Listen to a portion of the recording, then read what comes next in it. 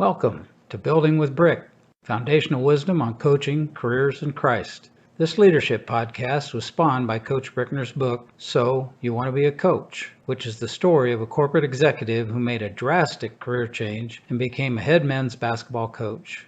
Dr. Brickner's book is available in paperback, ebook, and audiobook on Amazon.com, or go to his website, www.drjoebrickner.com. That's DRJOE Brickner.com. While you're at it, check out Dr. Brickner's new book, America Lost in Place. You can get it in paperback, hardback, ebook, or audiobook on Amazon.com, or just go to Dr. Brickner's website. Now, here's this week's podcast.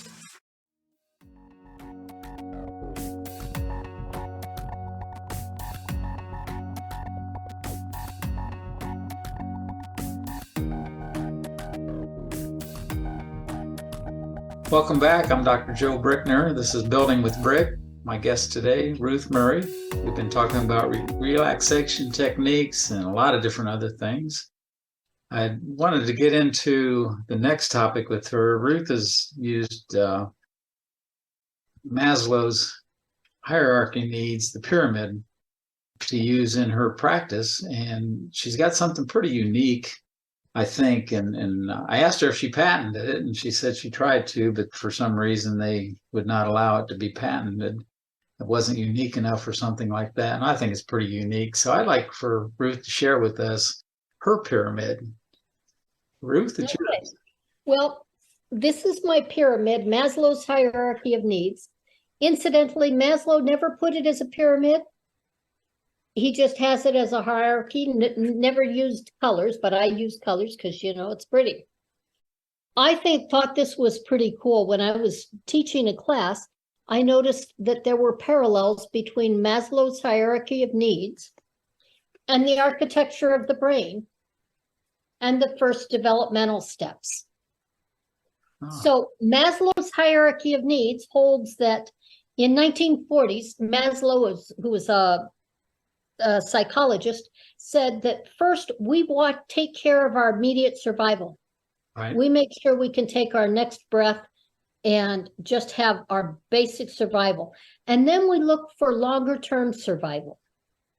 And once that's established, we look for love and belonging. Do we belong to a group, to a family, or somebody important to us? Are we important to them? When that's established, then we can learn. We have our self-esteem. Can I do what I'm supposed to be able to do at this point in my life? So for a neurotypical 8-year-old, it's, can I ride a bicycle? For a 2-year-old, it might be, can I walk across the room without falling? For a 17-year-old, it's, do I have friends and am I attractive to whom I want to be attracted to? When that's and that involves learning behavior choices, being able to be coordinated, motor plan. But up here, self-actualization. Now, the Army used to call this be all you can be. Right. Psychologists will call this maturity, where you can give back and you can have empathy. Mental health people call it robust mental health. And spiritual people call it holiness. In our society today, we are struggling most with these, and we're starting to struggle with this. We're having trouble learning in our schools. Maybe we think their self-esteem would be better if we corrected the papers in purple rather than in red. The kid knows that it says you're wrong. It's got his self-esteem. He knows he's wrong. We're having trouble being able to be adults. And now we're having trouble maintaining social behavior because we're having trouble feeling as though we're safe. So physiologically, that's started down here with cranial nerves, brainstem. Do I have a body where the body can report what it's doing. This is my hormonal needs. This is my temperature needs. This is my breathing needs. And proprioception is, where's my body in space? Interoception is, do I itch? Do I have a cramp? Am I hungry? Do I have to go to the bathroom? Basic, I have a body, hormonal, basic function. Mm-hmm. When we've got that, then we go to a longer term in social things. It's, do I have a place? Do I have a roof over my head and insurance and a job? Can I get what I need to get to stay alive? Homelessness has a problem here. This happens. This is helped a lot by cerebellum, which has its little fingers into everything in the brain. It keeps us in motion. It keeps our sense of balance. It's got vagus nerves are down here, that happen down here, and this is how we learn to move around. Down here, we're immobile. This is largely in utero, and during our first weeks, cerebellum has us being mobile, with coordination of reflexes, coordination to both sides of the body, reflex integration, motor control, all sorts of things about movement. Then we move up to here. What do we move towards? Very first movement as an infant moves up its mother's body to find the breast to nurse. And that's the start of having love and belonging. That's the start of bonding, of reflexes, of starting relationships. So your emotions are here, up in the amygdala and the limbic system. That's your reward. Do I get rewarded for nursing? That nursing feels good in my mouth. It feels good in my tummy. I feel nice and warm and safe. And I've got a lot of hormonal things going on. For older, because you keep going up this with each stage of things, for older, it's where do I fit in society? And you can't fit in society without having social skills development, to be able to read body language, to be able to take turns, to be able to listen and see another's point of view. This is the start of motivation, because motivation is, I know what I want, what I will find reward in, and I can plan it, which is up here. So it's the connections between the limbic system and the prefrontal cortex, between here and here. Self-esteem, can I do what I want to be able to do? There's memory. This is the cerebral cortex, the top of the brain. It's really a big sheet, only about 6 cells thick. And you squash it all together and you get that gray tubey-like thing that we always think is part of the brain.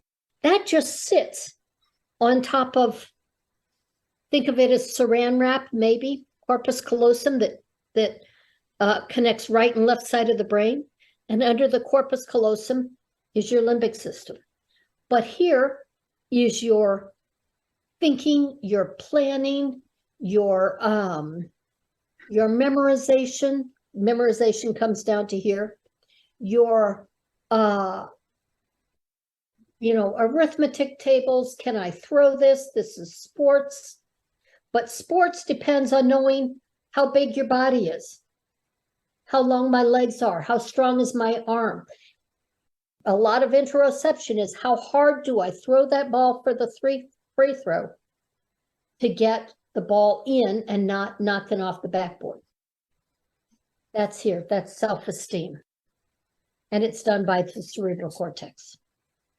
You get that done and we can start talking about empathy and judgment, common sense, planning, sense of proportion, ability to give back, empathy. This is the epitome of what it's supposed to be like to be human.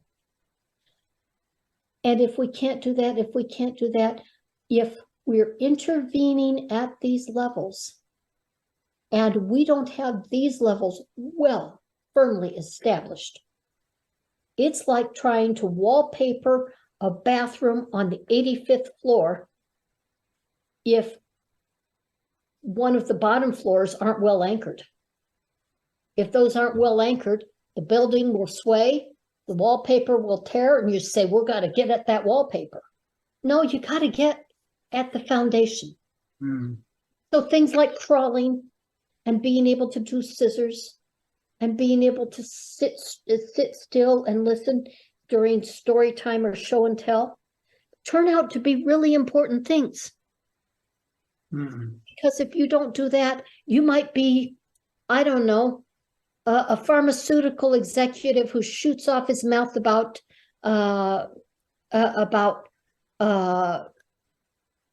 mRNA injections to somebody you're trying to impress, and then claiming you're going to lie about it. This doesn't work if these aren't well established. So as you have clients that come in and maybe they've got some issues in the top two tiers, you explore, are there things below it that we need to work on in order to take care of those? Anger and emotion control are down here, are in orange and yellow. Okay. Here's attention and focus. Anxiety would be. And anxiety and anger. Down here is autism, and here's ADD, ADHD. And so we can medicate that and make it feel as though it's done, but it's not really. And so you can kind of start your foundation of your 85-foot building. But up here, it's going to know it. So I'll have kids come in and they say, I want to be able to hit the ball and do that. I said, okay, but if you want to hit the ball and do this, you got to get this and this down pat. He says, okay, by Christmas, I'll have this. By Valentine's Day, I'll have this. And so that means I can go hit the ball in June? I said, I think so. I just had an 8-year-old actually set a short and medium-term goal in pursuit of a long-term goal at 8. I'll have mothers who sit and they'll touch it softly and say, oh, these aren't behavior choices. He's not meaning to do this. He's not misbehaving. No, ma'am. Your child is trying as hard as he can. It's like he doesn't have glasses and you're asking him to read. But instead of giving him glasses, let's do LASIK surgery or the equivalent.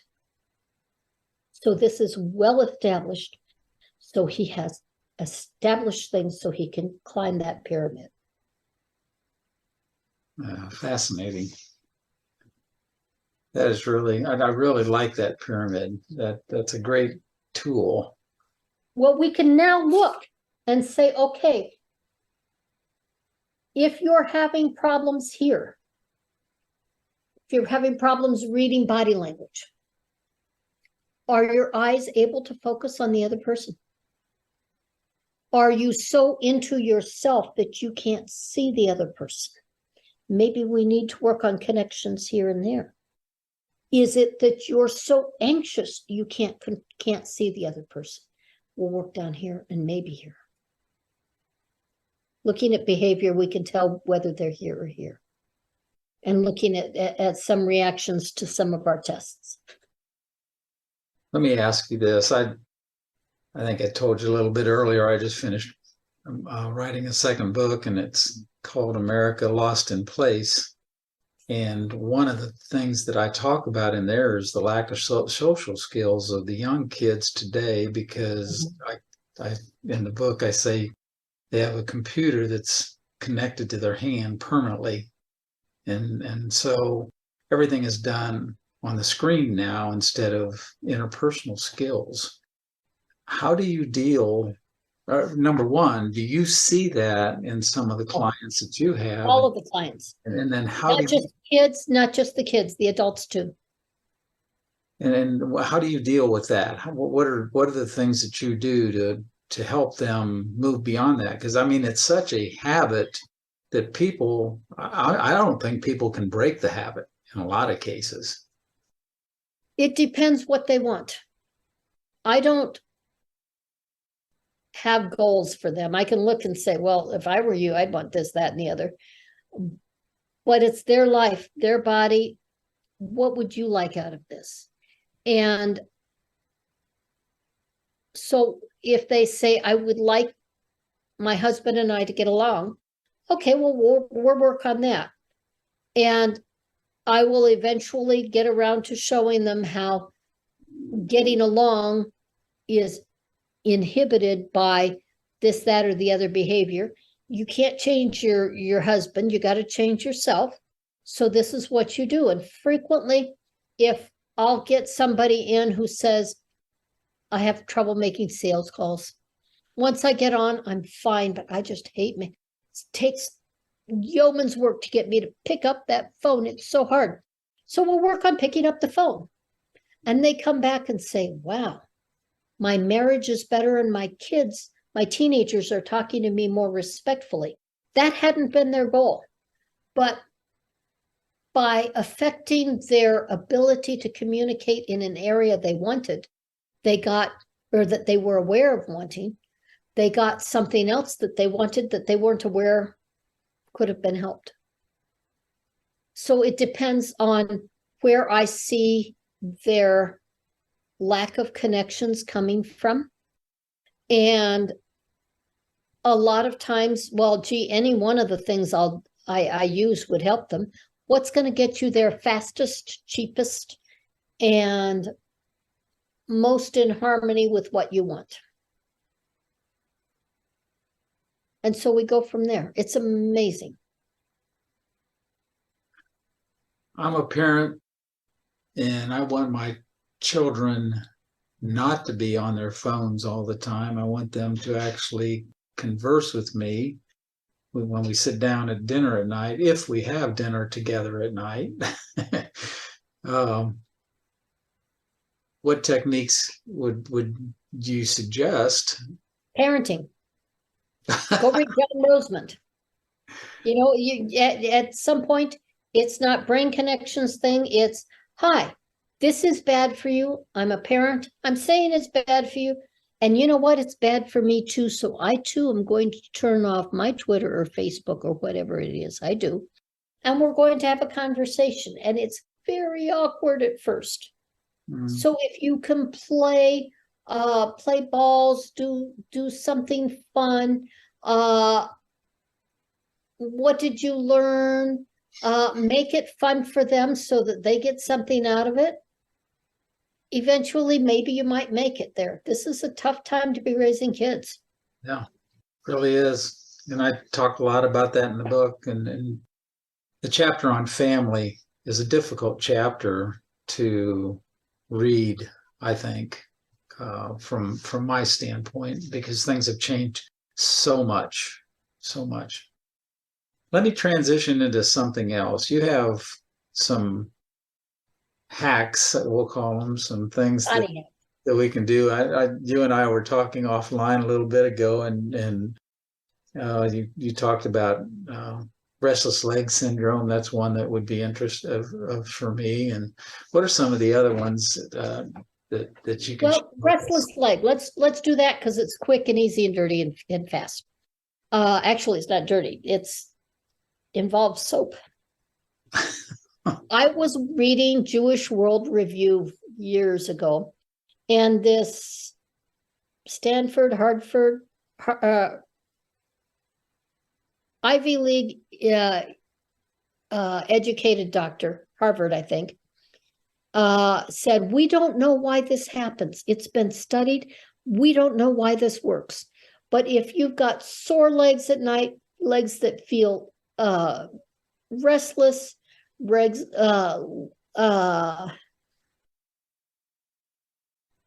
get a bar of soap. It doesn't matter, or leg cramps at night. Get a bar of soap. And it doesn't matter what kind. It could be Walmart, it can be Irish Spring, it can be Dove, it can be La-di-da Fancy. It doesn't matter. Take a bar of soap, put it on the top sheet, put your legs in, put it on the fitted sheet, put your legs in, fold the sheet over, done. It works. Well, We don't know if it works. If you need it to work in a hurry, the one hint we have, if you need it to work in a hurry, you take the soap and scribble on the fitted sheet like it's a crayon. And so there must be something about transdermal absorption, that if you have a lot more surface area, it works faster. We don't know why it works, but dang, if it's not a cheap, easy thing to try out. seriously. Seriously. I've had another subject. There's a way to handle diarrhea and constipation, acupressure related. For constipation, I'm going to move this down a little bit. You bend your elbow like this, and you see the outside line of that elbow right there. You push and massage, or just pulse a little, or just push or massage, or just hold. Couple minutes. And or you go to your knee. Duncan, would you hold this, please? My Vanna White, my assistant. Okay, go to your knee. And here's the front of my knee. You go down to finger widths and out 2 finger widths. So here's the side of my knee, just down here, and massage here. That's on the right side. Right knee, right elbow will help constipation. Say you do it too much. Now you got diarrhea. Left knee, same place, outside the left knee. Hold like this. There have been some times I've been on the road and all of a sudden I have to go, put my hand here. And dang, if it doesn't help me to get to the next rest area. Not up here. For diarrhea, this doesn't do anything. There's 1 diarrhea point, 2 constipation points. Either one or both. Now, is this basically what acupuncture is based on? The same? Acupuncture, acupressure, yes. Yeah, okay. And it works.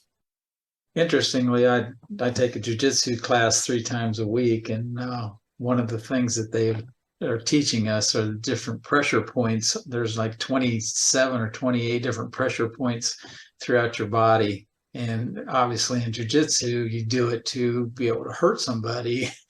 I'm not into hurting anybody. No, but you know, ours, the ones that we practice a lot, like if somebody would grab your hand and they wouldn't let go, and you just reach up to right inside your elbow on the inside there, and there's a pressure point there, and you press down on that while somebody's trying to hold on to your hand, and they immediately let go, you know, and there's different points all around your body like that. So this is kind of similar to that in a way. Yeah, well, there are points that are there. Another thing is if you're lightheaded, you get up, oh, I'm lightheaded. Put your fingers in a line right along what we call the sagittal suture, right along the top of your head. And within seconds, it's better. Also, you can just put your hand on the back of your head, on the bottom of the skull. Yeah. Will also relieve lightheadedness right away, or both. You generally don't need both. Just, you know, one finger's here. Okay, that's good to know too, because there are times that I get up and I'm a little bit lightheaded, and I'm, you know, and it goes away, but it takes a while. Huh, okay. If you have to sit on the side of the bed for a minute, just put your fingers here. Cool. I got another one to teach you if you've got a couple. got a couple minutes? Yeah, we have a couple more minutes. Go ahead. Well, this is one that is kind of amazing. It's one of my most used ones. Helps with anxiety, tension. I can't get to sleep. You know, when you see somebody whose shoulders are up near their ears, tell them to look forward and then look to the side. And you look to the side. I can go further. That's too far. I want to be going about till I'm comfortable. So I go here, I look to the side till I'm comfortable. And I call this the parentheses. I look up and I look down. And I look to see if there is a place where it feels different. Maybe it feels like a light switch or harder to look up and down. Or I just hang out. And I hang out until one of three things happens. I swallow, just have a natural swallow, just find myself swallowing. I yawn, or I have a sigh. And a sigh is not, a sigh is, or very rarely, people won't do any of those three things. They'll just find themselves relaxing. And when you do that, take your eyes to the side, to the center again, and then you go over to the other side and do the same thing. Parentheses over here. Or just hang out. Usually if you side swallowed or yawned, you'll do the same thing over here. It surprises everybody at how much that can relax you. So if you're angry, if you're upset, if you can't get to sleep at night, I can do it with my eyes closed. You just look to the side with your eyes closed, and you can find yourself sinking into the bed rather than being on top of the bed. Okay. It's kind of astonishing. I'm going to use that one too, because I'm awake at night and I sit there and everything in the world's going through my mind and I can't go back to sleep. And it's just frustrating. Then you wake up in the morning and you're exhausted. If you can't get your brain to shut down, try putting fingers on your cheekbone here, on your left cheekbone. Yeah. And the right back of your brain. Back of the bottom of the skull. And hold until you feel, it feels like a heartbeat. It's not, it's a heart, but it feels like a heartbeat. And then hold until you feel the beat the same way in both hands.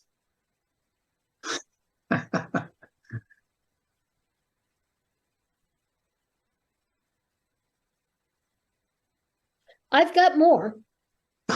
Widely used, widely helpful stuff, but I think you're at your time limit, are you? Yeah, we're pretty close to it. And maybe we'll just invite you back if we get I'd love that. See if people want more hacks. Yeah. I got more hacks. Oh, that'd be great. That'd be great. Well, Ruth, I want to provide some information for those who are watching, and tell me if this is incorrect or not. Your Movement Solutions is the name of your, Right. I'll say it's your practice. Right. Movement Solutions. Would you like to give your phone number for people to call you, or? My website is movementsolutions.us. Okay. My email is movementsolutions@outlook.com. Okay. And my phone number is 402-339-0992.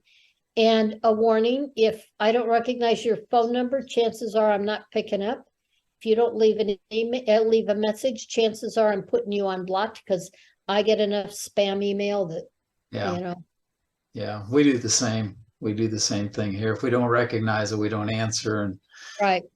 So, well, this has been wonderful. Leave me a voicemail if you don't want to be blocked. Okay, Email me. we can do that.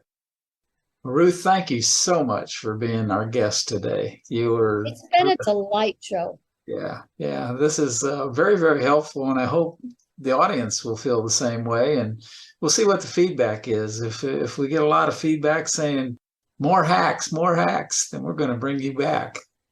Sounds wonderful. Okay, Ruth. Well, thank you so much, and thank Vanna Duncan White I will. for all his help, and hopefully we'll see you guys soon.